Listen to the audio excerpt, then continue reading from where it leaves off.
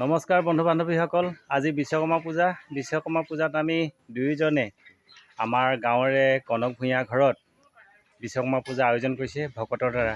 ইয়াত কোনো পণ্ডিত নাহে, আমি ভকত হিচাপে মাতিছে, সেয়ে আমি গৈছোঁ। বলক আমি তাত পূজাভাগ কেনেধৰণে হয় তাকে চাবলৈ আগবাঢ়ি যাম বলক।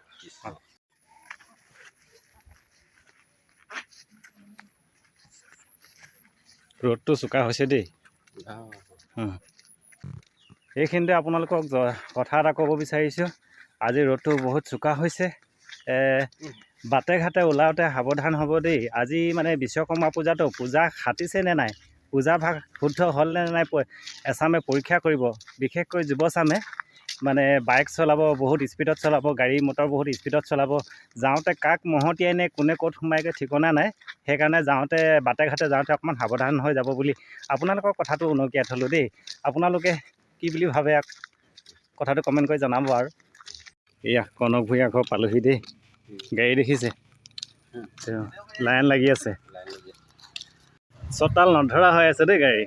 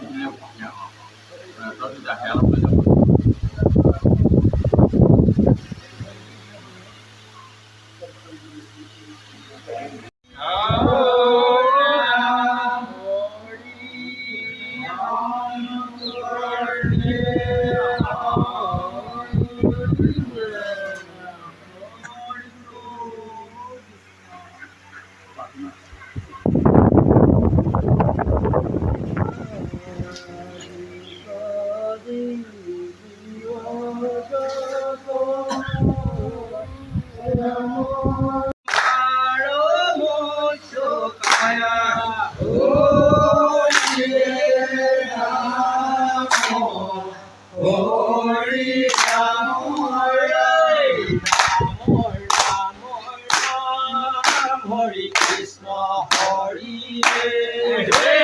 Ram, Ram Ram, Hare Krishna, Hare Ram Kurma Avataro Bhola Kiru Yudhishthira, Hare Ram, Ram Ram, Hare Krishna, Hare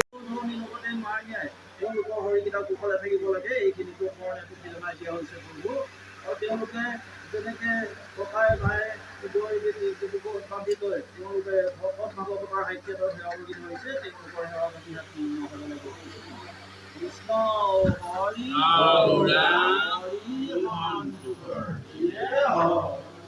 ভাল কৈছে প্ৰভু কৃষ্ণয়ে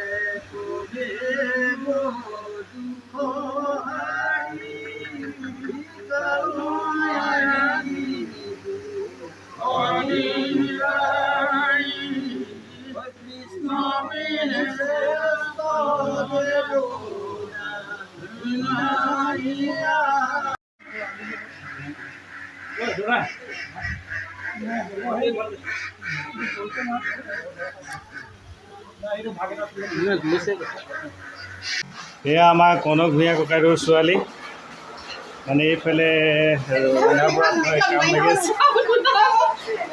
এয়া ভণ্টি হয়। এইফালে আমাৰ ঋতুপন ভূঞা, এয়া কাঁহীকৰৰ কাম কৰি আছে। ৰুচিপুৰী বৰ মজা বনাইছে দেই। গৰম লাগিছে নাই ঋতুকে? লাগিছে খালি গেছৰ কাৰণে অকণমান ৰখীয়া আৰু ন। অঁ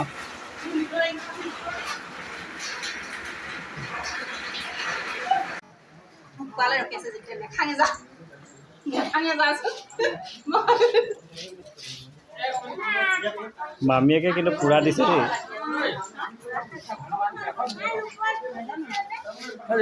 অঁ লাইভ না চেনেল অঁ দিম বিশ্বকৰ্মা বুলি যাওঁগৈ এবাৰ, যাবলৈ ওলালোঁ।